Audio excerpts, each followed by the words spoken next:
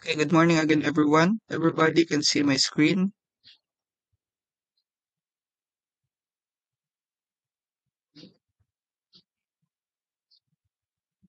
Okay, so under the module 3, we have our topic here,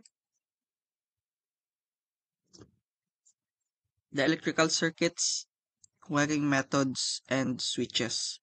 So, as we can see, we're going to move and explore on the fundamentals and concept from the backbone of all electrical stations, circuits, wirings, and switches for this morning. Okay, so electricity is a complex module that will demystify these coarse components, providing you with solid understanding of how electrical power is safely and efficiently delivered controlled. Our focus on this topic will be the practical applications, no, design also, and know the safety principles that are essential for working and learning about electrical systems. By the end of this module, you will be able to identify, describe, and understand the function of these critical elements. So, what are the learning outcomes of this topic? You will be able to differentiate between the series and parallel circuits as part of our uh, wiring methods and electrical circuits. We're going to identify the common electrical wiring methods and their appropriate applications, recognize the different types of electrical switches, and explain their function in controlling circuits, and apply also in our design the safety principles with electrical system. Let's go to our first topic proper, which is the electrical circuits. So as you can see here in our first topic on electrical circuits, this is a simple diagram that shows a connection between our source, which is our battery. For this example, pwedeng yung source natin is yung um, main source natin is yung ating mga commercial sources, no, like Meralco, Anteco, and other um, commercial distributors no of our electric currents. For this instance, we have a battery. The positive sign means the because the electrical circuit no has two sides no, the positive and negative. So the one that is connected is the other side no, which is the positive for the switch, and the negative will be connected also to our lighting fixture. So if we on no or turn on our switch, it completes the circuit. So it became a complete and closed path which the electricity flows coming from the battery to the switch to our fixture.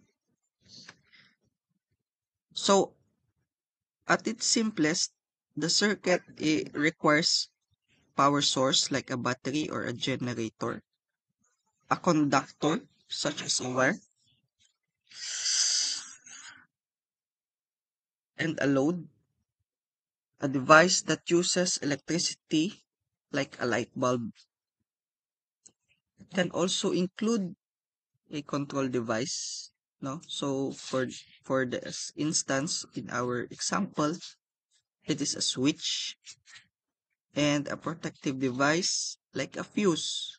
So pag nagkaroon ng short circuit, si fuse yung unang-unang sasalunon so that our lighting fixtures and our switches will be safe, no? So, si fuse lang yung papalitan natin. So, when the switch is closed, the path is complete. No?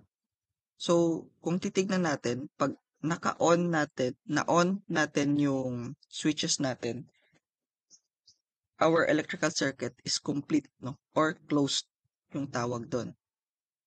Pag open naman, it means the circuit is disconnected, okay?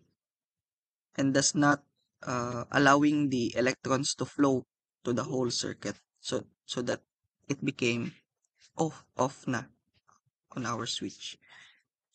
So the path is complete if it is allowing the electrons to flow from the power source to the conductor and load and back to the source again. So however, circuits can be much more complex, featuring multiple loads and control devices. We have this example, the series switch, okay? It can be closed pa din, but in a series mode. So we have here a diagram of a series circuit and versus the parallel circuit. So let's dive first no on our first circuit, no, the series.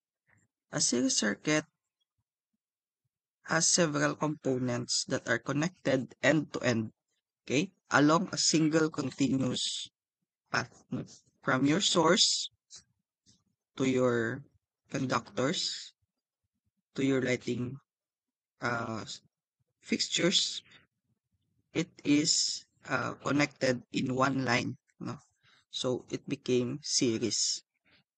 So tandaan ninyo, this one is not common in homes, unreliable wiring, and failure affects all bulbs and devices. Kasi pag nagkaroon ng isang sira dun sa isang bulb natin, lahat ng other bulbs are also affected.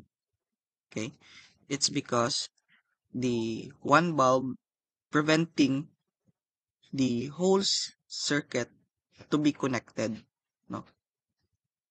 So the current flows through each component in sequence. A key characteristic of series circuit is that the path is broken at any point. So yun yung sinasabi ko, if the one of the fixture is broken, so the path is broken or hindi na siya maka-diretso. Okay? The entire circuit is open and electricity will stop flowing to all the components. So the total resistance in a series circuit of the sum of the individual resistance, which means the total voltage is divided among these components. So kung mahina yung voltage natin, everybody will be affected, no? So lahat ng bulbs natin is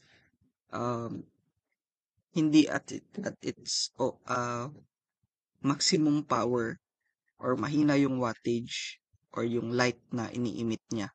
Ganon yung itsura if the voltage is low. The common architectural example of a series circuit is an old style holiday lights, no? Yung Christmas light natin. So that's one of the series connections, no? Example.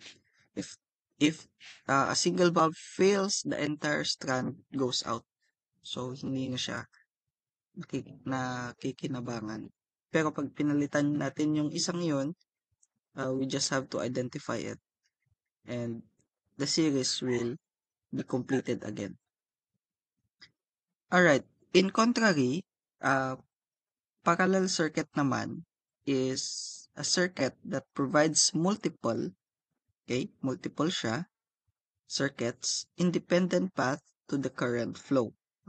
So, as you can see here, in our example, mayroon tayong source here, which is for example, battery. Each fixture has its own circuit line, diba? So, if this one goes out, all the others will still have a supply of current so that they will not be affected on one single circuit, no? Kasi meron silang circuit, each own um, each fixture. Okay? So, pwede kasing yung fixture na to, it can be a series of fixture for a parallel connection so that the other portion of the house, no, will be not affected. Okay? Ito yung ginagamit natin dun sa ating mga houses. Okay, reliable method of wiring, and failure does not affect all devices. So this means that the one branch is interrupted.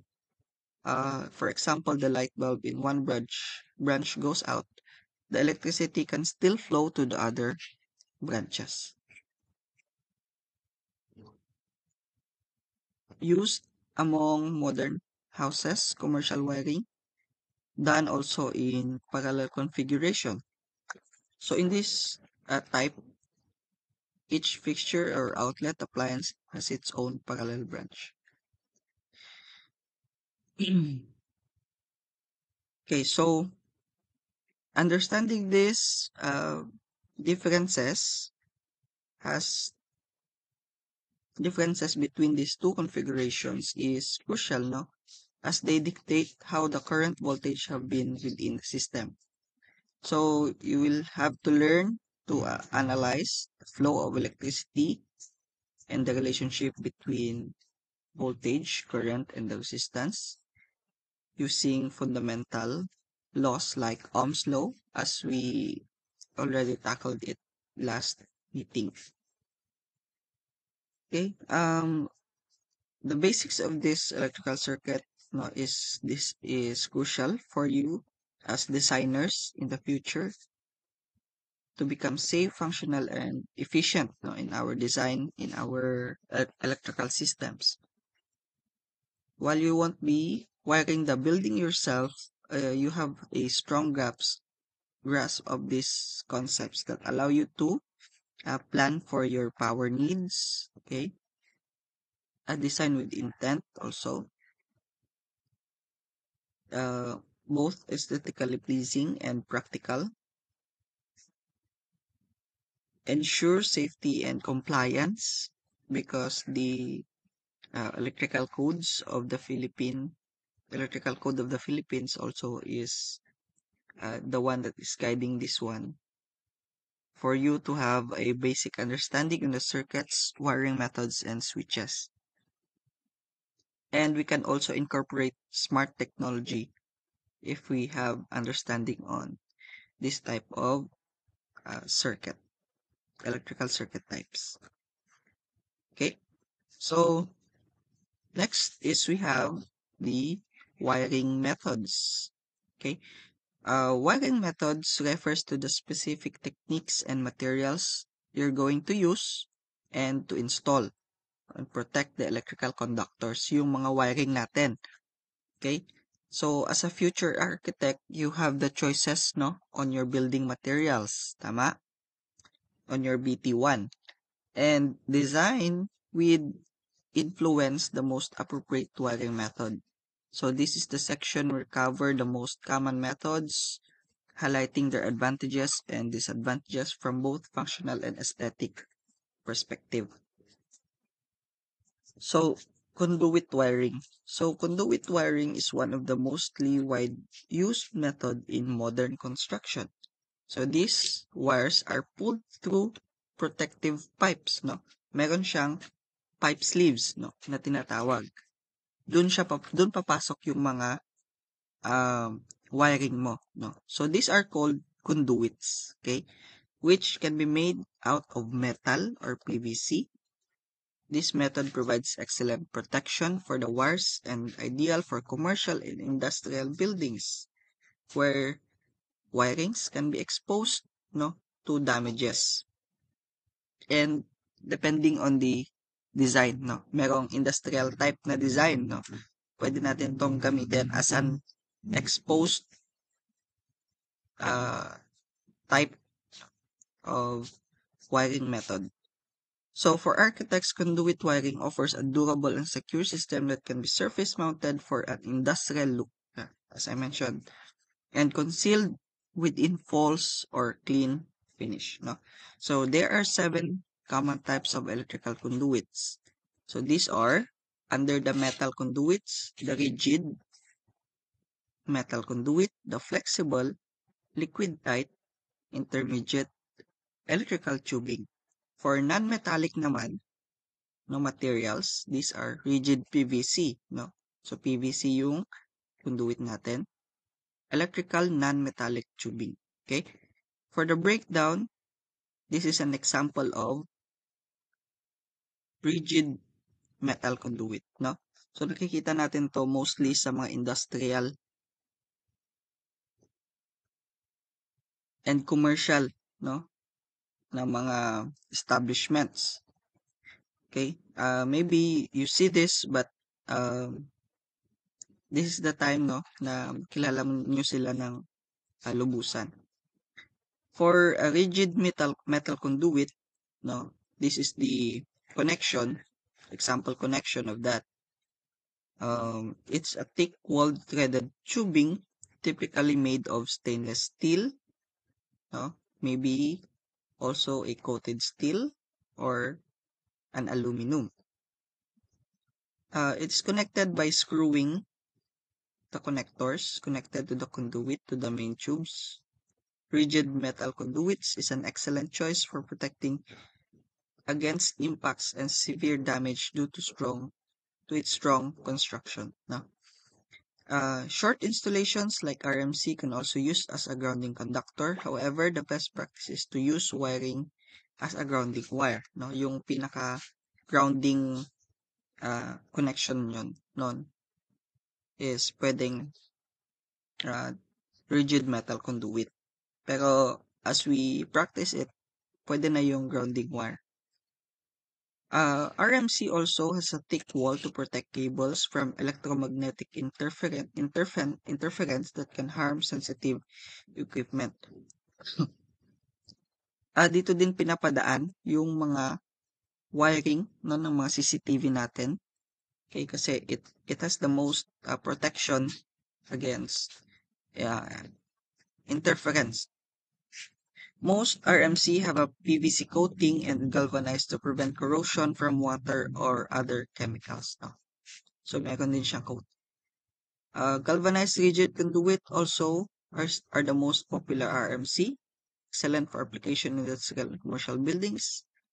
PVC coated aluminum is excellent for application where chemical fumes can corrode the steel. No? So, meron din siyang downside, no? Especially if the industrial or yung ina-apply natin uses fumes or chemicals. Bronze alloy works well in chemical plants, coastal areas, underwater, and oil refineries. No? So, tandaan natin yan. PVC-coated rigid steel resist grease, oils, alkalis, acids, and moisture corrosion. So, you must ensure first the fittings that you use for RMC use the same metal to avoid issues with galvanic corrosion. No? So, kung gumamit ka ng stainless steel, so yung mga fittings mo is stainless steel din, as well as your fittings, no? Fittings and fixtures, no? Yung mga bolts natin. Next on our list is we have a flexible metal conduit. Okay. For this instance, flexible metal conduit is made by coiling self-interlock steel or aluminum strips. No? So, usually makikita natin to on several commercial buildings also, no? So, form a hollow tube for electrical cables, no? Dito pumapasok yung mga electrical cables natin. Although it's flexible, still it protects, no, our electrical cables inside. This conduit is typically available in standard wall or reduced wall thickness. So manufacturers also produce extra flexible FMC, flexible metal conduit, or 4 tighter radii, though you have its confirmation, its UL certification. It has several uh sizes now also available. Standard FMC is common in dry areas where installing a non-flexible conduit would be impractical, no? So kung yung areas natin are paliko-liko, no? Yung daanan ng mga wirings natin. This flexible metal conduit is the well-known conduit, no, to be used. Uh, FMC is common in installation where you want to avoid passing vibrations from equipment such as motor and other structures.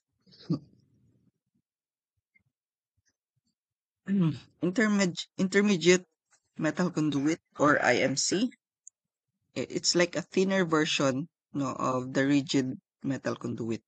Okay. However, it can be still used similar application as the rigid metal conduit. Intermediate metal conduit are commonly preferred in construction since they are easier to with work with uh, in a lighter mode, no?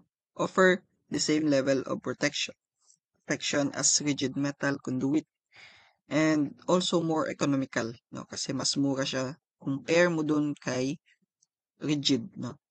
Metal conduit. Thus suitable for projects with a tighter budget. Liquid tight flexible metal.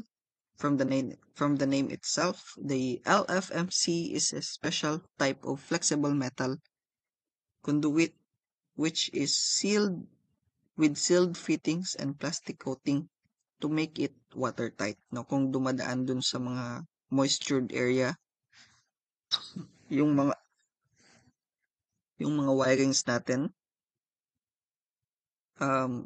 the LTFM, LFMC, no, is one of the conduits that we must consider. No, it's a corrosion resistant, so it can be used on wet areas.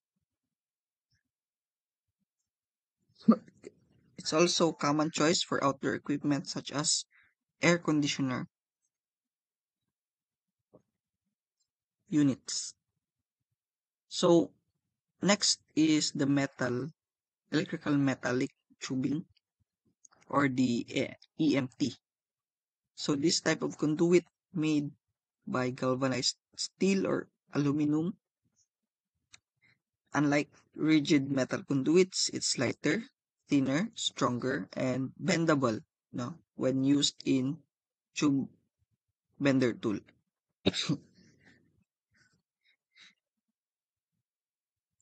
EMT is typical used as fittings and couplings protected by compression type fastener or screw, and it's also not threaded.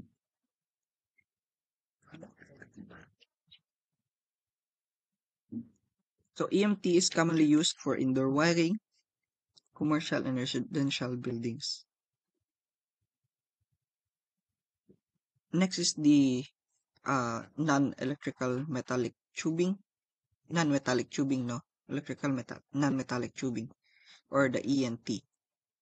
Very common natin, no, ginagamit for a simple or commercial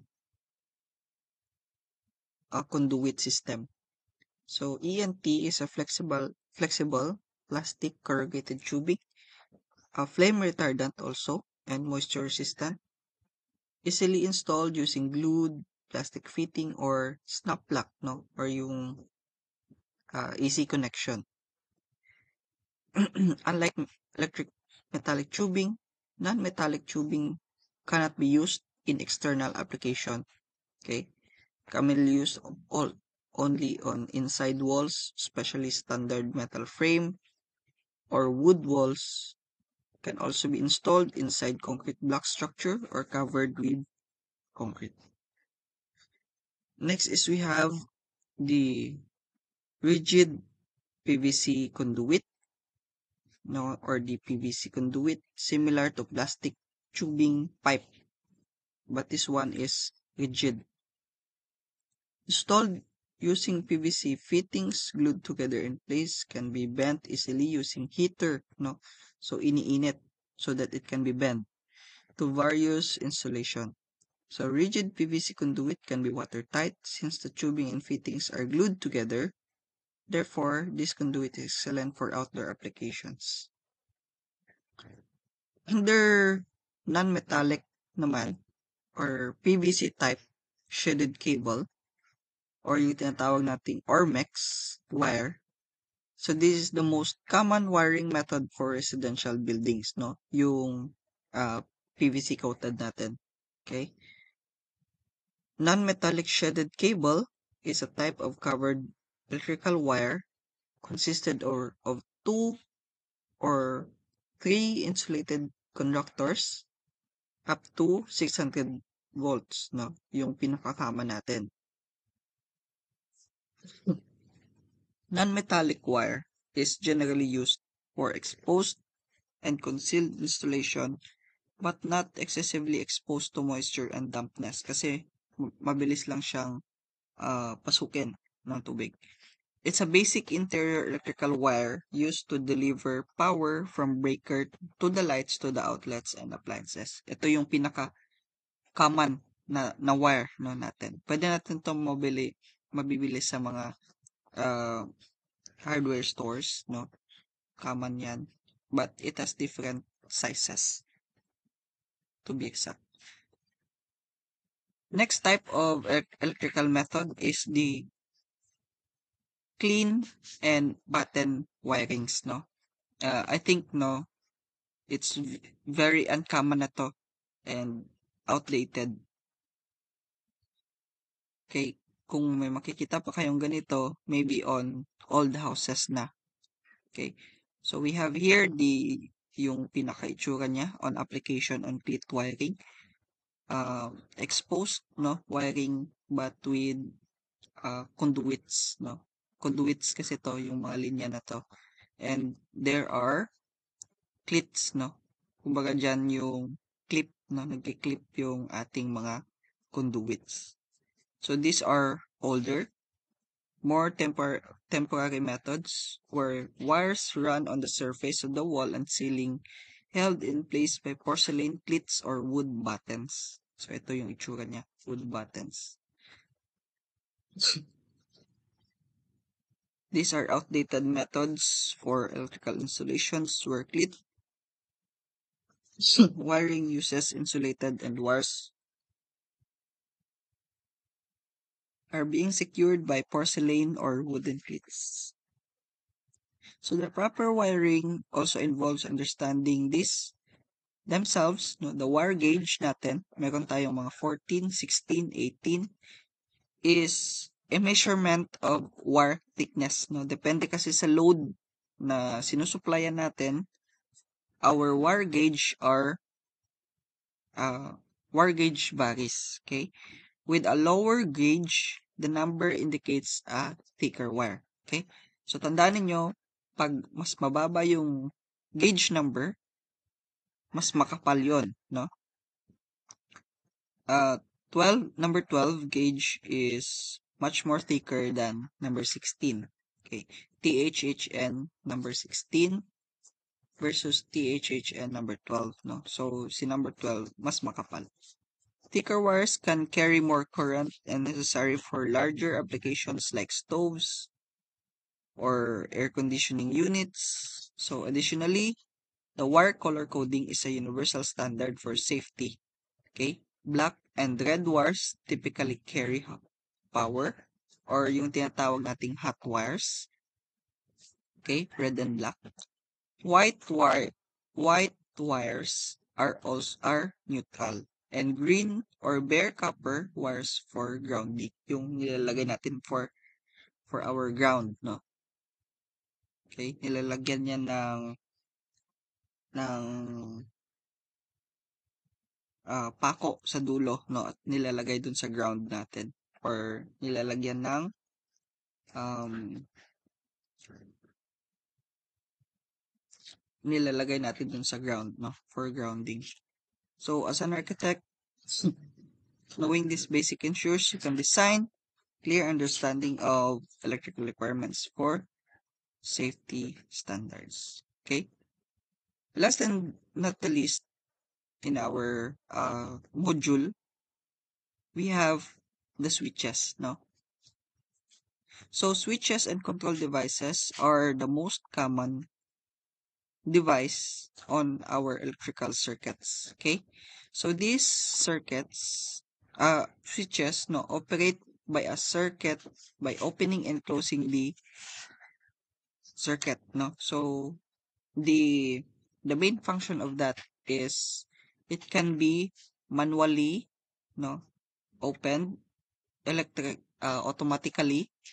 No, pwede kasing meron na tayo ngayong mga voice operated, no, na mga switches, hydraulically, electrically, and pneumatically. So switches have different number of inputs called poles. So may one single pole tayo, single pole, two poles, three poles, and different numbers of outputs called throws.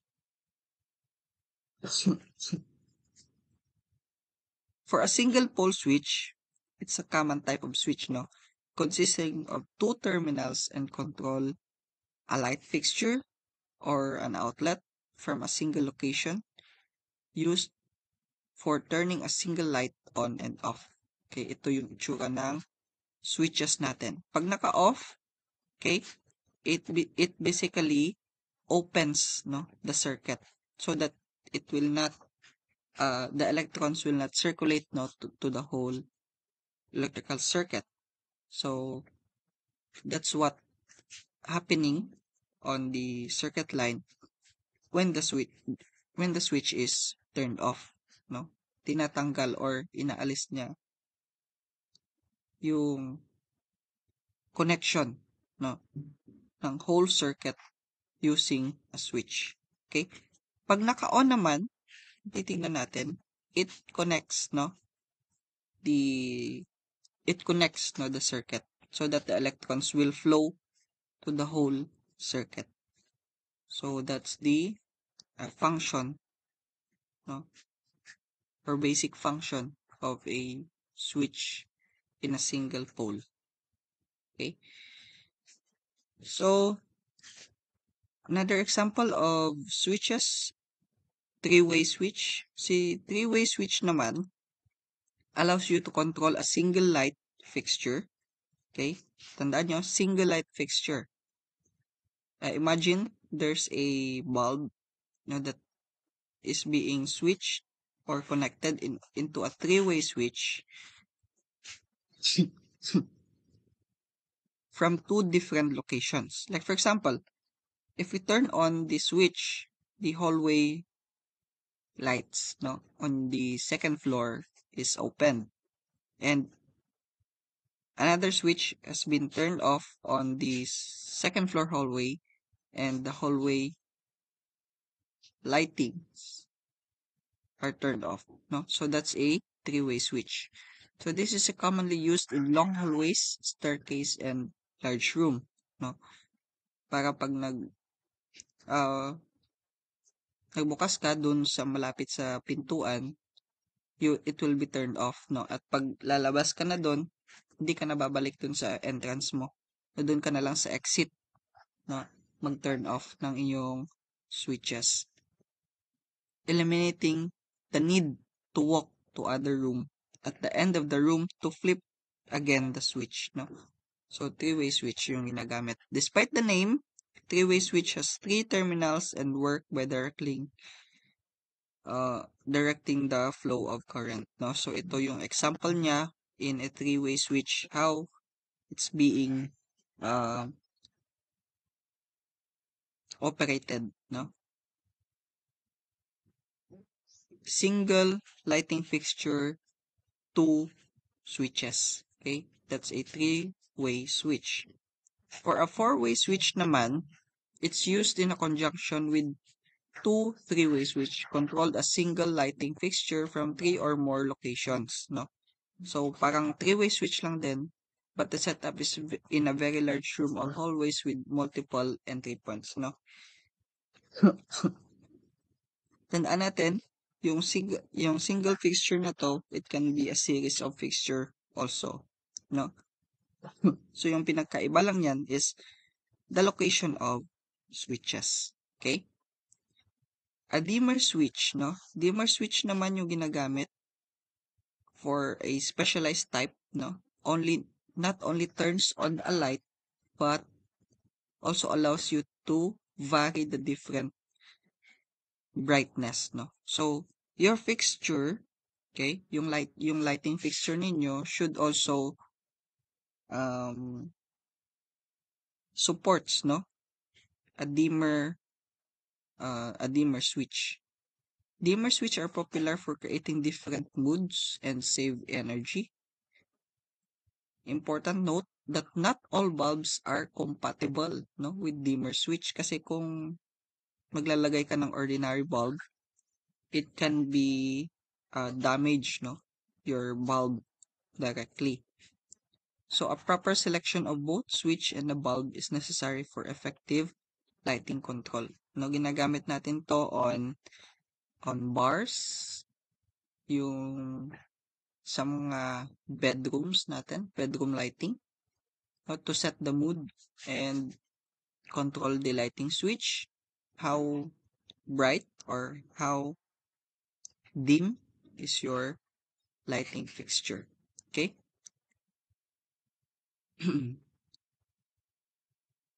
Okay. So control devices, no, we can see here, no, we have different kinds of control devices, and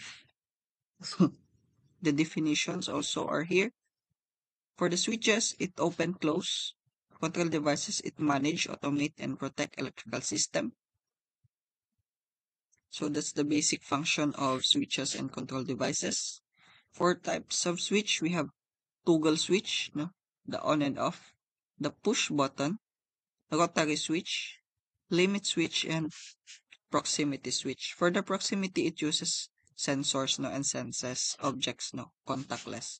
For example, the one that's on your porch, no, meron siyang sensor for moving objects. Also dun sa mga stairs natin, no, the proximity switch, pag it opens, no, when you are approaching your stair, the lights are opening if you are approaching the stair. For the application, it can be for residential, industrial, power system, and transportation. The importance of this is for the safetyness, control, automation, efficiency, and protection. We have different kinds of control devices. We have a relay. So for our relay, it's a low power switching. No, it's just relaying the control switches and the power. Contractor, it controls heavy loads, no, of motors. Circuit breaker, protection from overloads. PLC, programmable logic controller. Motion starter, for starting a motor, no. So that's control devices. That's the one that you are using in your sa mga sasakyan, no.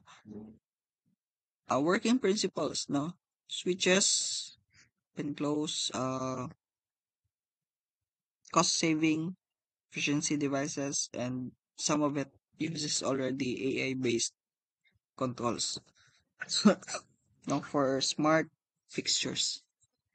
Okay, so all of this is already available here in our module 3. You can still open, you can now open this, no, in our new Newblet. And the assignment number 2 is also open here in our assignment section. Please open up this one for the application of what we have discussed, no, on our module 3, the architectural electrical systems integration overview.